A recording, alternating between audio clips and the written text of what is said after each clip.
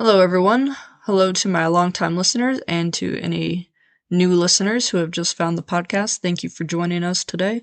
This is a special patron edition episode that I am making temporarily available to my general audience. It's going to be available from mid-May to, I think, mid-June 2023. I might do all of June, but I think just mid-June. So, in this episode, you are going to hear all about a new self-guided, that's what I'm looking for, self-guided driving tour of Kansas City's queer history. And I hope that you will enjoy this episode, give it a listen, and then afterwards, I really hope that you go and take the self-driving tour if you live in KC or if you just come to visit. Also, one more thing, if you're listening in May, the launch of this tour is June 3rd. There's going to be a launch celebration at the Kansas City Museum from 2 to 4 p.m. that afternoon. It's a Saturday, if I didn't already say that. Tickets are $10, and it sounds like it's going to be a cool event. I'm going to go. So, enjoy the show.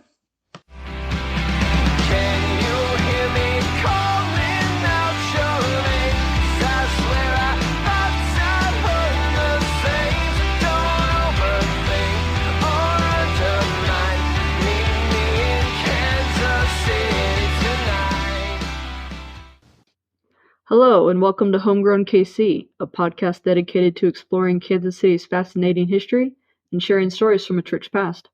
I'm your host, Laura. Joining me today is Joel Barrett. Welcome. Thank you, Laura. So the first thing that I like to ask my guests is, can you tell us what your story is, who you are, how you got to be here, all the things? All right. I am pretty much an open book. In fact, I've even written a book about my story. So you can ask me anything. I'm happy to share.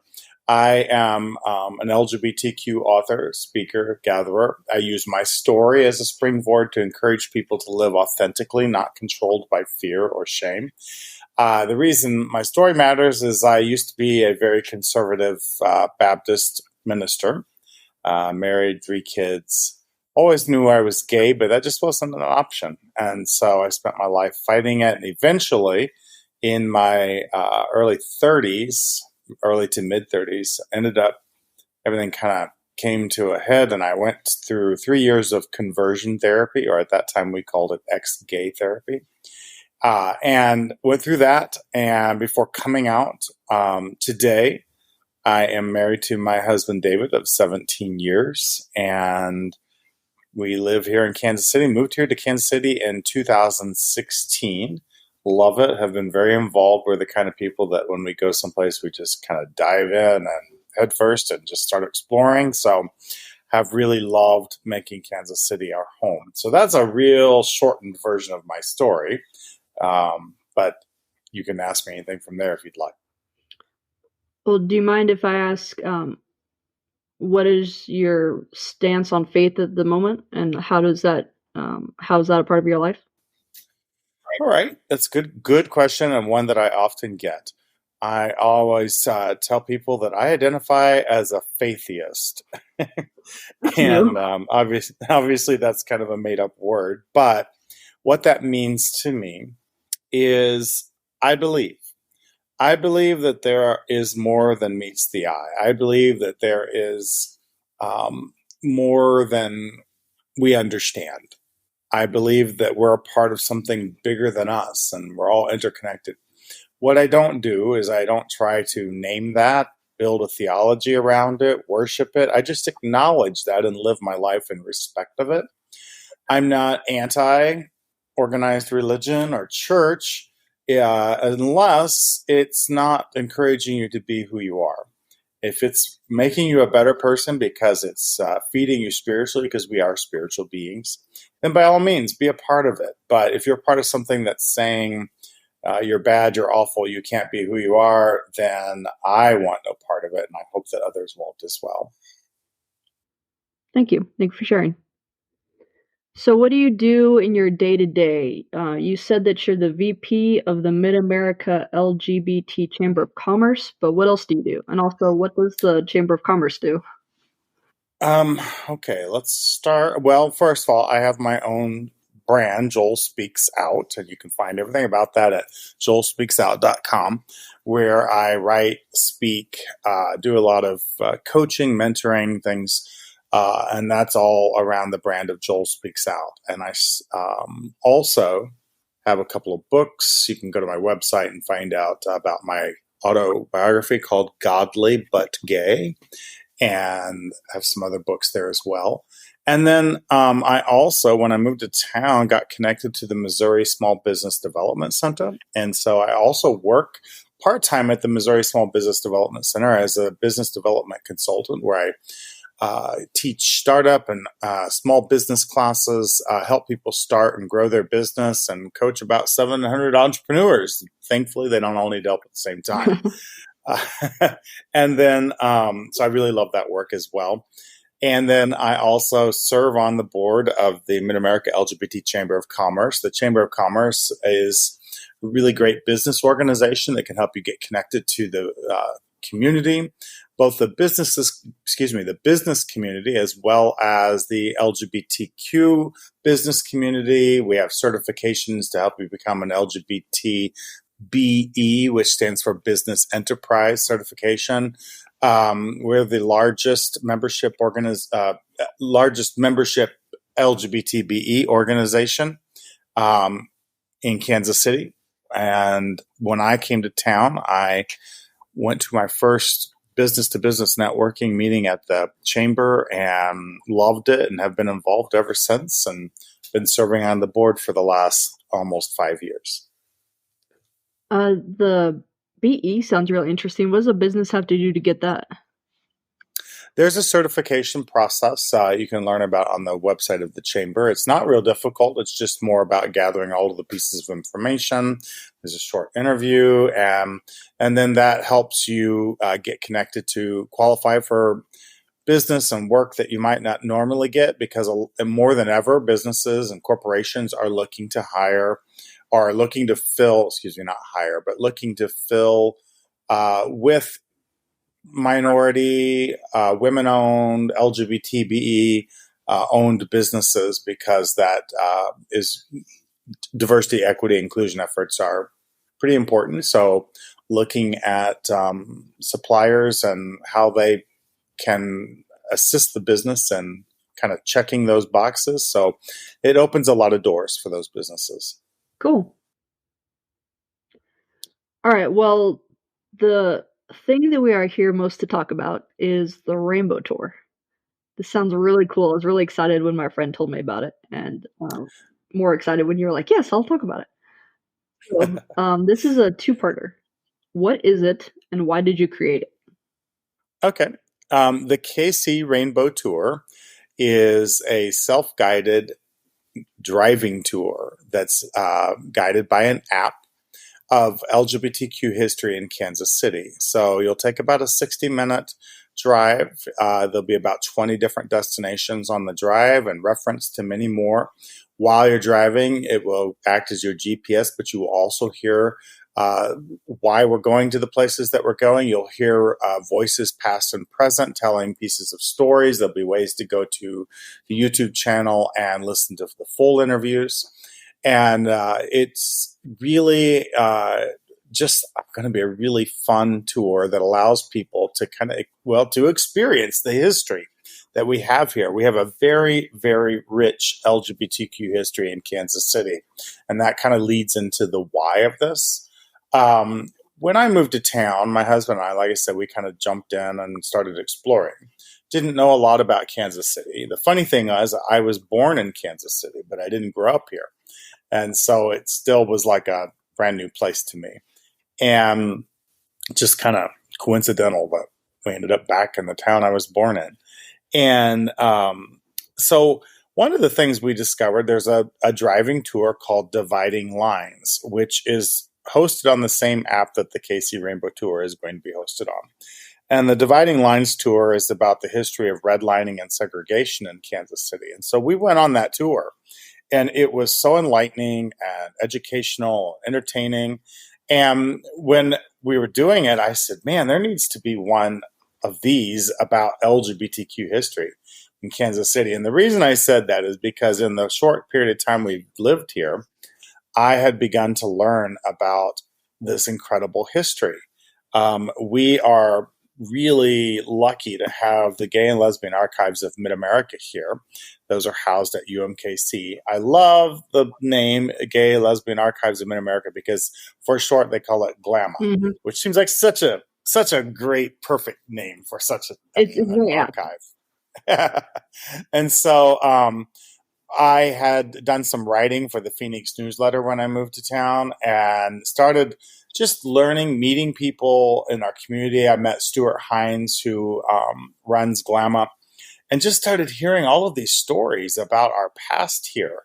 And the more I learned and the more people I met, the more I was like, this history is incredible here. And I am a storyteller at heart, always have been. And I have always believed that stories are what keep us alive, keep our history alive. Because otherwise, if we don't tell them, if we don't record them, if we don't make them available for other people to hear, they die with us. And so our history dies. So I felt really strongly about creating something like this. So I wasn't sure in the first how to go about doing it. But a little over a year ago, I planned it out, and then I applied for the Rocket Grant through the Charlotte Street Foundation. And the Rocket Grant is made possible by the Charlotte Street Foundation, the Spencer Museum of Art, and the Andy Warhol Foundation for Visual Arts. And I applied for a Rocket Grant, and I was one of the 10 recipients in 2022 for the Rocket Grant. So that kind of just started the ball rolling, and I've been working on it ever since. And am excited that it's going to actually launch on June 3rd at the Kansas City Museum. We're going to have a launch party on the museum's lawn. And the reason there is because the tour will start down around UMKC. It will wind its way northward, and the Kansas City Museum in the Northeast is the final stop on the tour. So they're hosting the party for us. And I want to encourage people to go through the museum and see some of the elements that are there. And all of that is happening. It's happening really fast. I'm still finishing up the tour and getting audio and video interviews recorded and writing all the scripts and all of that. But it's just really an exciting time. And we can talk here about some of the spots and some of the particular points of interest and why they're there if you'd like to. Yes, very much. But I actually want to talk a little bit more about how you put this together first. Okay. So you said that you had done the driving tour, and this is one I haven't heard of. I got to check that out. That sounds really good. But it really is. Yeah. Did you ever consider any other form, like a walking tour, or even just a book? Well, or were you like, no, it has to be a driving tour? There's fortunately, David Jackson wrote the book Changing Times. It's an almanac of LGBTQ history in Kansas City. Oh, okay. And he has the third edition out now, which is 3 volumes. So I consider myself a curator, not the historian. I kind of become the accidental historian, but thankful to people like Stuart Hines at GLAMA and David Jackson, who compiled this book. I've been able to use that as kind of the springboard to do some research, to look and figure out what matters. I had not considered a walking tour simply because our LGBTQ history is not in one location. There's not really a walkable spot. It's spread out all over the city. And so that kind of, there could be some areas where you could walk, but primarily in the downtown, and it would still be mostly historical references, not actually seeing a particular building or spot. Mm-hmm. But it could be fun. And I have had some conversations with the Urban Hikes, Lisa, who does those, about maybe there being an opportunity to incorporate some of that. And then you said something else. I did. Why not walking? Why not a book? Why this driving tour? Mostly because, again, it's spread out, allows you to just drive. I believe that if you just take the mileage, the tour will take you on about 15 to 18 miles of Kansas City. Okay. Yeah, that's a lot. Mm-hmm. And so the book sounds great, and of course Grandma, but you also mentioned other interviews on the YouTube channel, and part of them will be in the app. So have you done in-person interviews as part of your research? Yes. Yes, I've been doing interviews. I chose to do both audio and visual video interviews so that the YouTube channel has not been created yet, but there will be a YouTube channel where you can go and watch and listen to more of the interview because on the tour, as you're driving, you're limited by whether or not there's a place to stop and listen or if you're just listening while you drive, and then there has to be GPS directions. So sometimes the space is limited, the amount of time is limited of what you can say. So you'll hear, there will be plenty of other people's voices on here, but they'll probably be like a 10 to 20 second clip. And so I know like some of these interviews are an hour long. And so, obviously you can't get it all in that little bit. So the idea being that you can always go to the YouTube channel, the KC Rainbow Tour YouTube channel, and watch more of those interviews. And then there'll be some interviews on there that aren't even on the tour because I've been trying to interview some really key people, even if we're doing something particular on the tour related to them. Because there's more history than we can cover in one tour. Right. If we were to try to cover everything, you'd be on the road for a year. Well, you said it's a part of the app for the other driving tours, so you didn't have to create an app. That's good. You had Yeah, to do it's everything called else. exactly. It's called Voice Map, and you can go to the Voice Map website or app and find tours all over the world. And actually, the Voice Map guys that I work with in like helping edit and figure it out, that they're in South Africa. And so the Voice Map app is something that you can, wherever you go, see, hey, maybe there's a tour here I could take, and so on and so forth. This is very cool. You're giving me a lot of stuff to look up. Yeah. So how is it structured? Like, is it we're gonna stop here and you hear a story, we're gonna stop here and you hear an unrelated story? Is there an overarching story? Is it organized by like this stop is the 50s, this is the 60s, and so on? How many stops are there? Just tell us all about it. Okay. All right. In order to make this something that you could actually do that doesn't have too much zigzagging back and forth across the city, in order to make it some kind of something that flows a tour, it is simply organized geographically. I tried to make it seem like, starting south, moving north as much as possible with a little bit of east and west in between. It pretty much stays in the urban core. Well, no, not pretty much. It does. It stays in the urban core. It won't go any farther south than UMKC, and it doesn't go any farther north than the northeast neighborhood. Doesn't go into Kansas, stays in Missouri.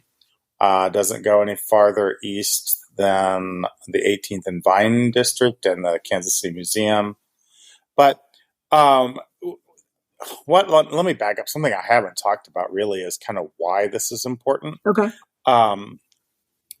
Kansas City, I tell people when I talk about this, Kansas City, the what was then known as the gay rights movement, I don't know why I said that like an Italian, gay rights movement.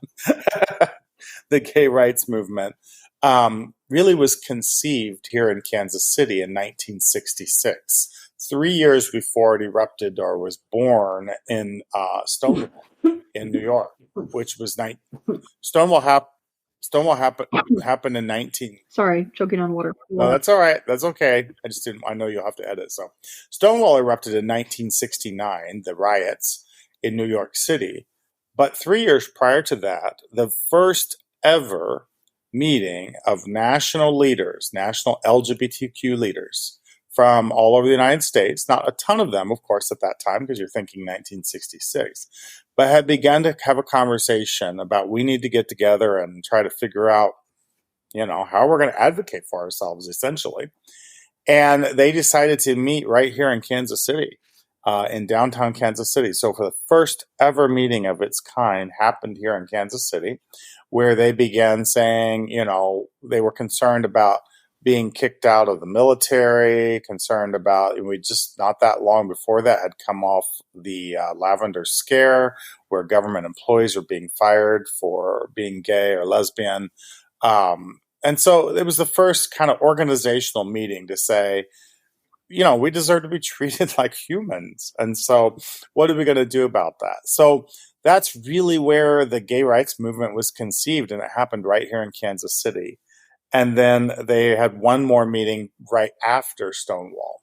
But I do believe that Stonewall might have ended differently than it did if there hadn't already been having these foundational conversations. These foundational conversations hadn't been taking place prior to it. It could have been probably the same eruption, but maybe not the same result because there was already an organizational mindset happening. So we have Kansas City to thank for that. And at the same time, Drew Schaefer, who was a very key person in Kansas City at that time, helped organize all of that. You couldn't mail gay or lesbian newsletters through the mail. That was considered obscene and immoral. So they realized, but we need to get these newsletters out. Like that's part of organizing our community is informing them of what's happening. So Drew Schaefer made sure that all of the national publications there was a clearinghouse here in the basement of his home. And they printed all of these magazines for different cities all across the United States. And then they shipped them in big containers. And so that was a way around the U.S. Postal Service in that sense, because it wasn't something what they thought was obscene being sent in the mail. And so Kansas City became the clearinghouse for most of the national publications at that time and newsletters, because, granted, this is before the internet, so there wasn't an easy way to communicate about all these things. So that is some of what started like some really significant points. But years before that, we'll talk on the tour about stories of what was before it was called drag. It was usually just female impersonation or vaudeville. Mm-hmm. But we have stories of female impersonators and vaudeville and burlesque type things, but mostly that female impersonation part happening here in the late 1800s. And so, I mean, like our history goes way back. And then as we move forward, there were a number of things that happened at the University of Missouri, Kansas City, which is where we start our tour. So this is how the tour works. That was the long way around to answer your question. No, great answer. This is how the tour works. There will be times when if there's a place to stop and park, you'll be told to do so that you can listen to a longer version of whatever it is you're about to see.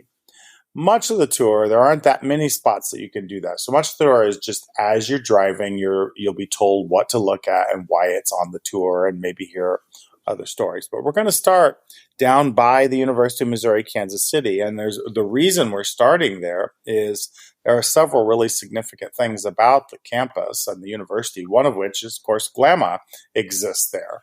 So we are, very lucky to have the Gay and Lesbian Archives of Mid-America here. But in addition to that, one of the librarian back in this is where my numbers are going to fail me. I believe it was in the 50s. There was a librarian that wrote what was considered, it was the first ever work about lesbianism in literature. And it became kind of the seminal book for that. Like, this is what everybody consulted with. And she was a librarian at UMKC and is quite well known as a result of the work that she did on the subject of lesbian representation in literature. Nobody had ever done that before. And that was right here at the University of Missouri, Kansas City. Then later in the early 70s, I believe it was, a gay student union was formed at UMKC. And the University of Missouri refused to recognize them because it was gay. And they would not give them the same rights that any other student unions had, simply because they were gay. And the student union was really discouraged about that. and someone by the name of Leah Hopkins, who we'll talk more about in a few minutes, she got involved. She's a local activist, lesbian, and she got involved with them and said, hey, you don't have to just like roll over and play dead now. Like we can fight this. And so she started organizing with them, with these students.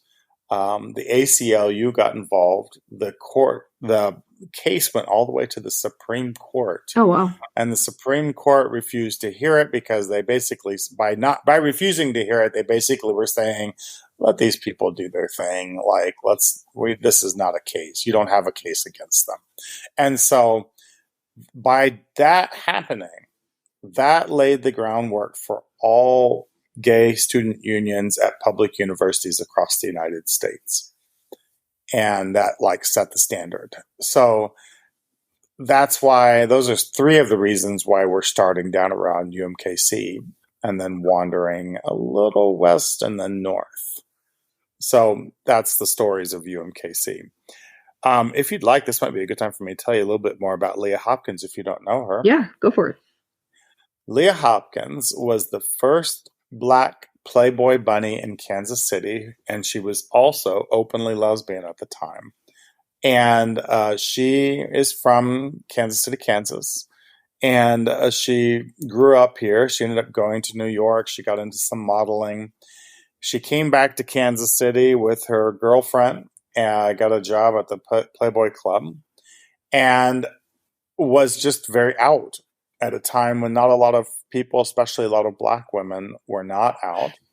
And she just is a firecracker. She's still alive, lives here in Kansas City. And she began organizing, advocating. She was responsible for organizing the group that created the very first Pride Parade here in Kansas City. She got involved in helping with lots of things around that. She worked with the student union. She started the Christopher Street organization, which put on prides and pride parades and things. Also did some work with the a couple of organizations that were patrolling Liberty Memorial Penn Park back in the days when that was a very popular gay cruising ground, in order to keep men safe because they were being targeted by the police and by other hate groups.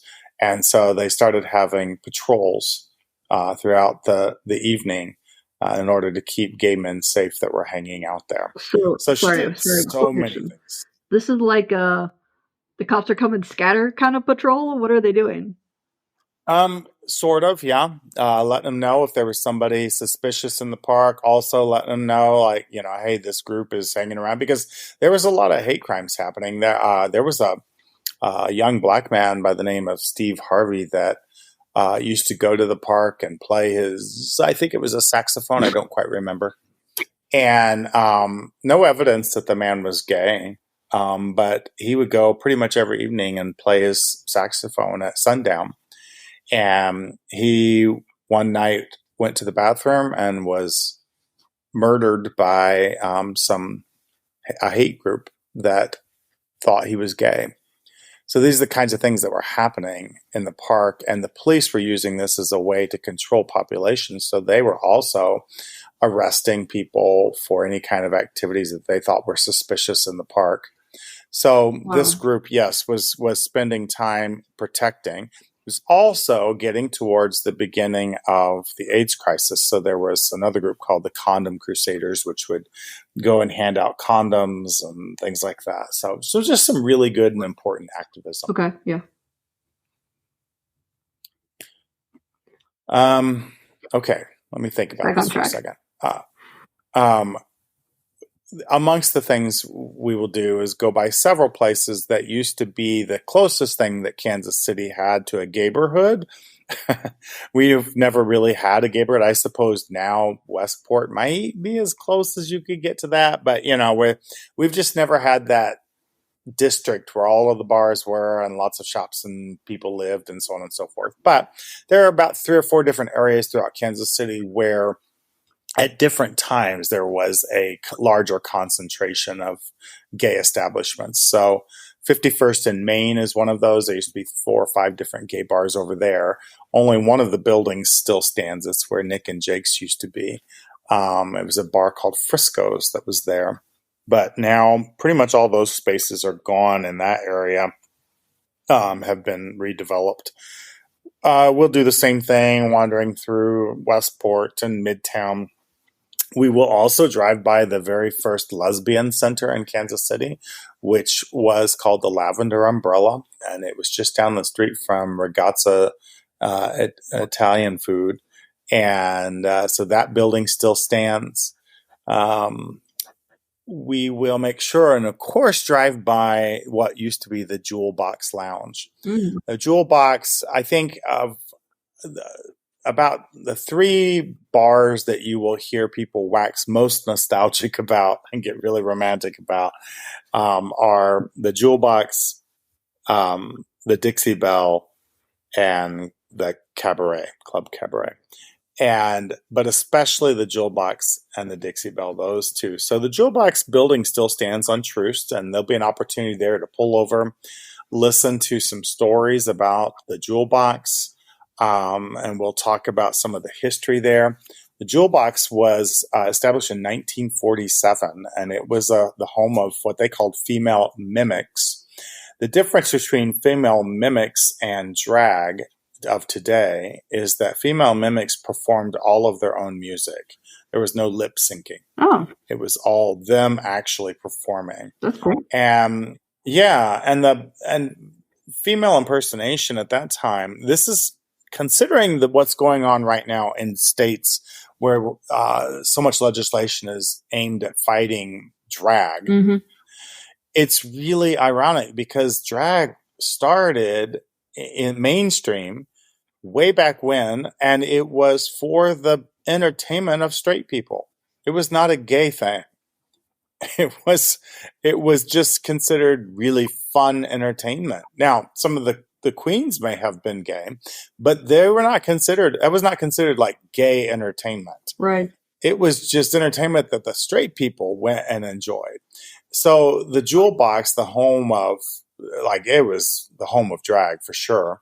I mean, just you can find so much at Glamour. You can find so many photos and old programs and menus and so on and so forth. And they just had a bevy of beauties there. But that started in 1947. It wasn't until in the 60s that it became associated as a place to go for gays. So think about all those years. Basically, almost 20 years it existed before it started becoming more of a gay crowd that hung out there, because gay bars weren't really a thing back then. Mm-hmm. So once gay bars started coming around, a bit of sanctuary, then it did become more associated with the LGBTQ community. Same thing with, there was another bar, one of the first gay bars, I think it was established in the 30s, and that was Dante's Inferno. And Dante's Inferno was up on Independence Avenue, near Columbus Park neighborhood now.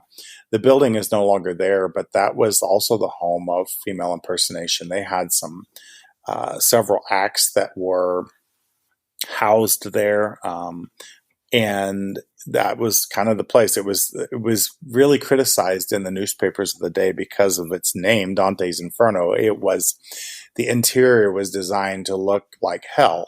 So, of course, you can imagine the purists of the day really pointing out how appropriate it was that it was like stepping into hell. And then, of course, the Dixie Belle that I mentioned, which is not that long gone, but the Dixie Belle was just a really beloved bar here in town, especially for gay men. So we'll drive by there. It's where the Rieger restaurant used to be. Rieger still owns the building, I believe. Oh, I didn't realize it was the same building. Yeah, same building. We'll drive by there. We'll hear some stories from that and some things past and present about it. If you're driving through Midtown, where today Costco sits, that whole area used to be pretty full of gay bars, bookstores, videos, bathhouse, that kind of stuff, Really? all right there. And I was talking to a local historian, Korea Kelly, who is really become kind of the expert on Black and trans history in Kansas City. And she was saying that that's really the community area where she's like, that was the home of Black and gay. You know, people of color, that's where they hung out, is in that area and at those spots. What did you say? As well, Korea Kelly. How's it spelled? She's great. Korea, just like the country. Oh, okay. And Kelly, Kelly, she's like I said, kind of become a Black and trans historian in Kansas City. She tends to know more of those facts and stories than anybody else I've met. Really delightful person. And then we'll go through other places. One of the other like high points, I believe, of the tour is Barney Alice Plaza in right downtown Kansas City. The reason that's important is because there is a placard there that commemorates the meeting in 1966 that took place at a hotel that once stood there, does not anymore, but you can read the historical marker there. And then if you do just kind of a 360 in Barney Alice Plaza and look north, south, east, west, there are things that happened all within about a 2-block area there. You've got the municipal auditorium. The AIDS quilt was on display at the municipal auditorium way back in the 80s or 90s. In 1976, I believe it was, Anita Bryant, the activist, the anti-LGBTQ activist, was in town for the book convention. And so Leah Hopkins and her organization organized a protest against Anita Bryant, and it was the largest protest to ever happen in Kansas City up to that time. Wow. And still wasn't a larger protest until something like 20 years later or something.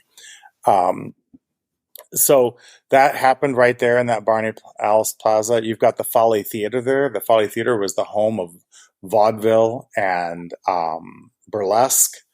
A lot of people appreciate this. I just learned this recently. I didn't remember. I think maybe I knew it, but I'd forgotten it. I was interviewing Brian Williams at the Folly Theater, and Gypsy Lee Rose had basically her first performance ever that launched her into stardom at the Folly Theater right there That is correct. downtown. And then she ended up being a big advocate for its preservation later. Yeah, which was just like, I think maybe I knew that, but maybe I didn't. And so when he told me, it was like hearing it for the first time all over again. I'm like, that's pretty incredible.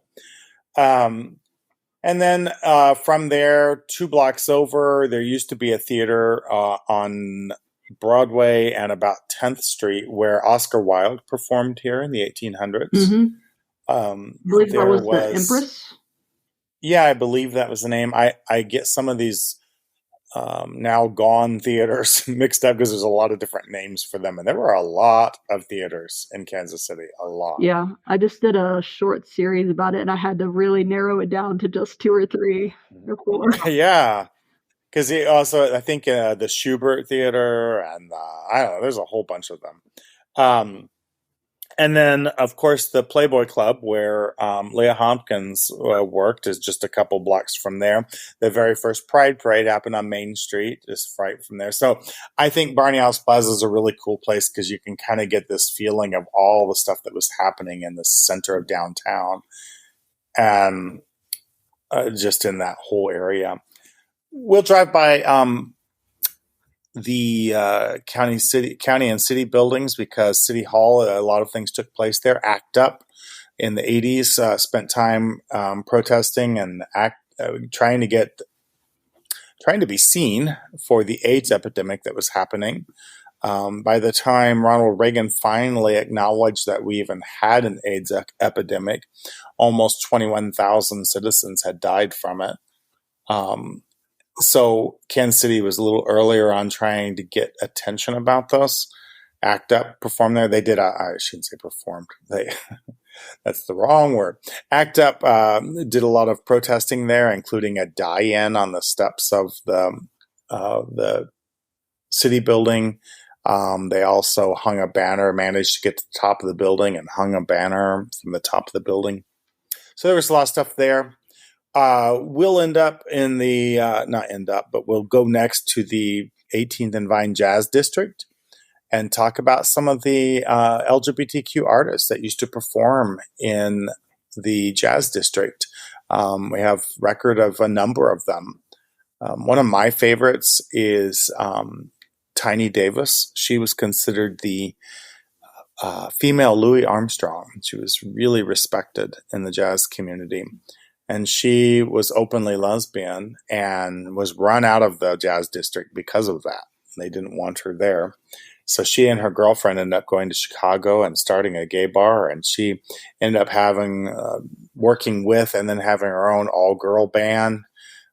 So she really was kind of a pioneer in that regard. You know, when I look at somebody like Beyonce today, who, when she started with her all-female band, you know, it was like such a big deal. And I'm like, you learn about people who were doing this way back when. Yeah, and then it's like, oh, we forgot about that. Exactly. There were people that were laying the groundwork long before, probably even before Beyonce's parents were thinking about it.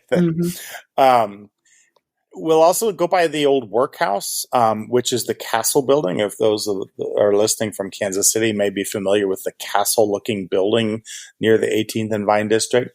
What a lot of people may not know is that was the workhouse. And this is where people who had committed small crimes were sent to work off their crime. And there are a lot of news stories from back in the late 1800s, early 1900s on up of people, primarily, it was interesting, primarily is people of color. So once again, they were being targeted. And their crime was often dressing in clothes of the opposite sex. And so there are many, many stories of people that were caught a woman dressing in men's clothing or a man dressing in women's clothing, and then they'd be sent to the workhouse. They'd be fined and sent there. And there's some really interesting stories about, there was like three black women that were dressing in men's clothing, and one of them was like, I'm not changing. And she went to court in her choice of clothing and was sent to the workhouse and worked in. She was just like, no, you're not going to make me take these off. And I think, you know, what courage at that point in time. Yeah. There was a story of a young black man who was caught wearing women's clothing. So when they sent him to the workhouse, they made him wear freely embroidered work clothing, just to continue to mock him, basically. So a lot of interesting stories about the workhouse and things that happen there. You want me to keep going? Yeah, as much as you want. Okay. We will go from there. We'll wander a little northward, end up driving past where Dante's Inferno once was. We'll take a little pass through the Columbus Park, which was the old Italian neighborhood, and talk about some of the rumored stories of underground drag that happened within the Italian neighborhood there. That's new. Yeah. There are stories about some of the spaces there where the Italian men would have drag shows, and it was very like hush hush. But some of the older Italian people that lived there probably have since died, but have told those stories of, if you know where the soda lofts are, the guy who owns the soda lofts told me that at one point there was an older Italian woman living across the street from there, and when he bought the building, she said, you know, I used to see men in dresses going into that building. So there's some interesting stories about things that happened. If you go to privatebirthdayparty.org, you can see a collection of vintage drag photos from the 50s, 60s, and maybe into the 70s a little bit that were discovered. They're all from Kansas City. And some of those are believed to have been taken in the Columbus Park neighborhood. That's cool. Excuse me. And yeah, so we'll take a ride through there, and we'll ultimately end up at the Kansas City Museum, because the Kansas City Museum houses Kansas City history, has a number of points of interest related to the LGBTQ community. When it was remodeled a few years ago, they really changed their emphasis more from a general anthropological interest to Kansas City history. And so it's well worth going through, and people will be encouraged to do that. So those are just some of the high points. So you have, or you mentioned at least 1, 2, 3, 4, 5, 6, 7, 8, 9, 10 stops. Is that about right? Um, I usually say there's about 20 destinations Okay. because there you won't be stopping at all of them. There'll probably be about five actual like stop and listen to a story. The rest will be as you're driving and you'll be looking at things. So I consider anything that's being mentioned in specific on the tour to be a destination. So there's about 20 destinations. And are you going through any part of what used to be Womantown? Oh yes, I forgot to mention Womantown. Yes, and that will be one of the actual stops where you can stop and listen.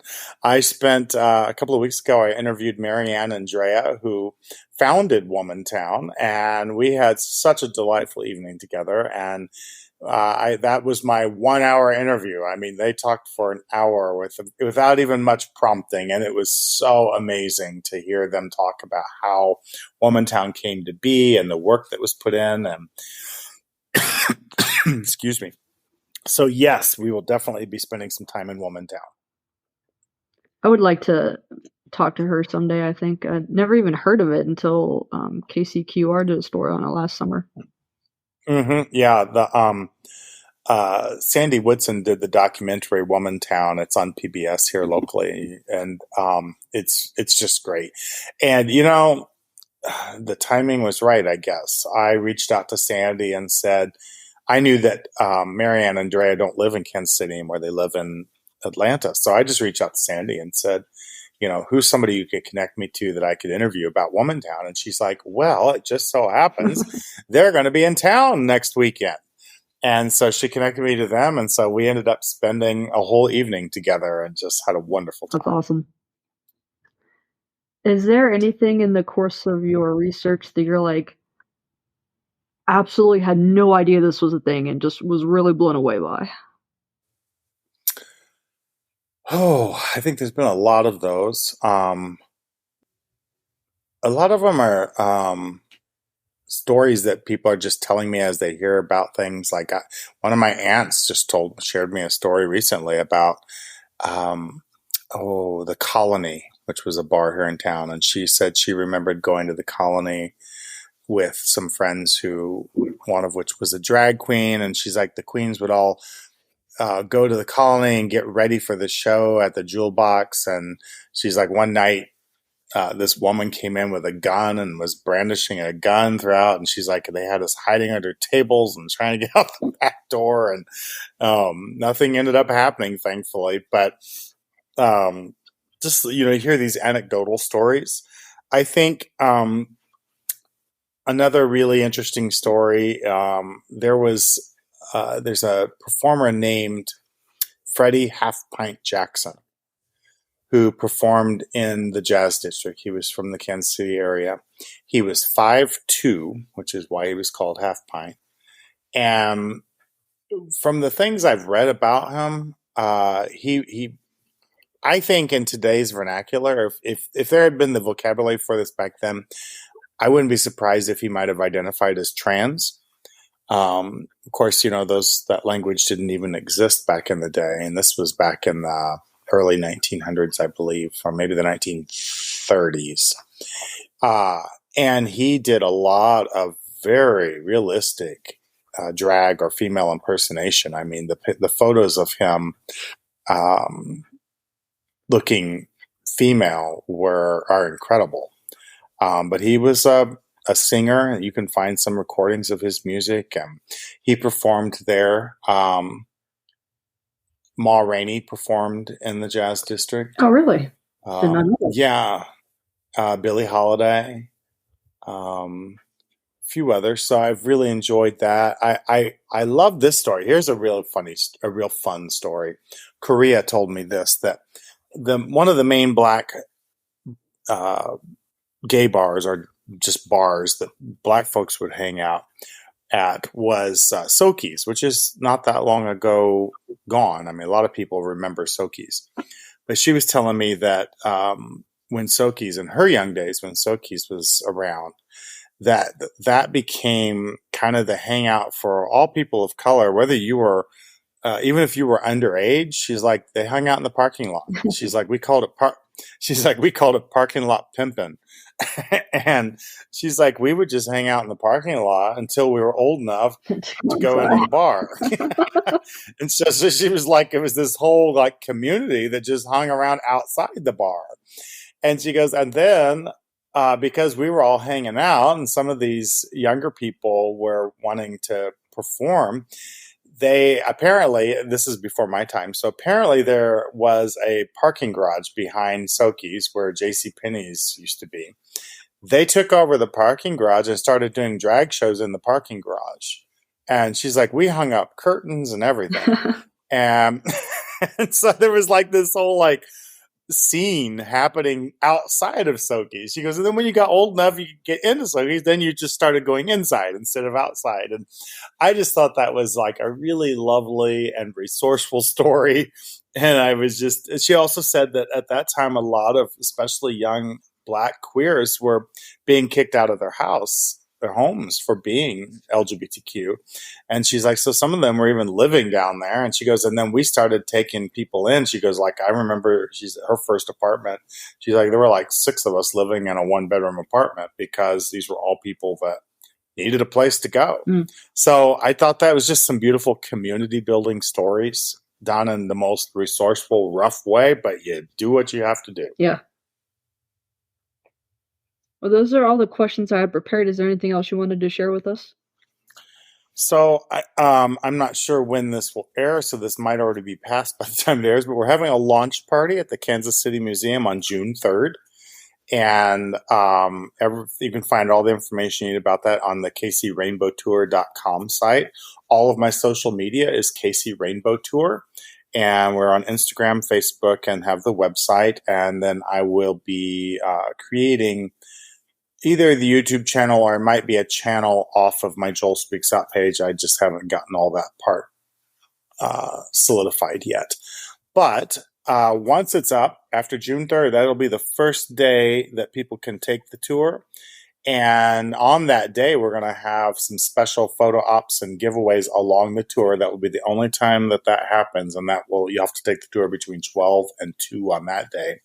But otherwise, I just want to encourage people to take the tour. It is free to use. I've gotten sponsorships and things, so I want it to be free because I want people to be able to take advantage of this, listen to the stories. The tagline has been drive the tour, hear the stories, experience the history.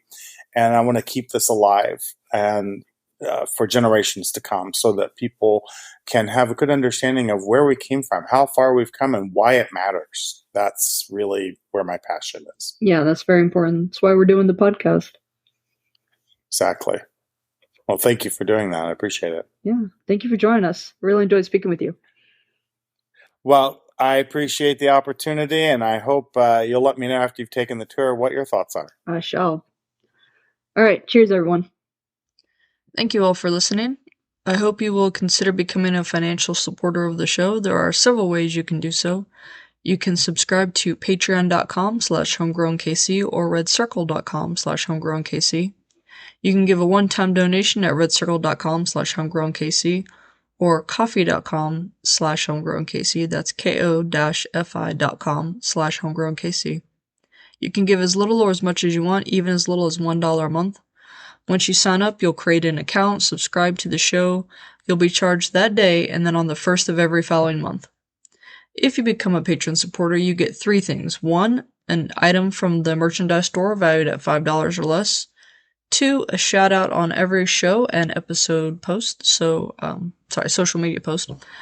Thank you, Bjorn, Joan, and Thomas for your continued support. And you get access to exclusive bonus content featuring other local historians, archivists, and museum experts. Bonus content like this episode, which has been made available to the public for a limited time. Everyone who simply donates will receive a shout out on the next available episode, but you do not get anything from the store and you do not get access to the bonus content. Additionally, if you give a donation on coffee, 1% automatically goes to help fight climate change, and protecting the environment is something I am very passionate about. If you cannot support me monetarily, totally fine. You can still support me by following and subscribing to my social media pages. That's Facebook, Instagram, Pinterest, Twitter, and Tumblr. I also have a YouTube channel. I am Homegrown KC on all of them. And tell your friends, your family, your coworkers, your neighbors. Make sure you rate and review me wherever you listen, but especially on Apple Podcasts. You can visit my website for additional information. That's homegrownkc.wordpress.com. I am working to generate new content on there. You can actually subscribe to the website itself. And then when you do that, you'll get a notification when I actually produce new content. You can also subscribe to my newsletter through my website. Once a month, you're going to get an email that says, hey, here's what's new, here's what's coming. And it's just a good way to stay up to date with the podcast. If you have any questions, comments, concerns, or episode suggestions, you can email me at homegrownkcpodcast@gmail.com or DM me on any of my social media networks. If you want to buy some merchandise, visit zazzle.com/store/homegrown_kc_store. That's www.zazzle.com/store/homegrown_kc_store. Thank you goes out to my talented sister-in-law, Sarah McCombs, for the creation of my logo, to the Dear Misses for the use of their song Kansas City as the intro and outro music of every episode, and to local libraries, which enable me to gather all my research. Special thank you to Joel for joining me for this episode, and to all of you who listened. Thank you. Cheers.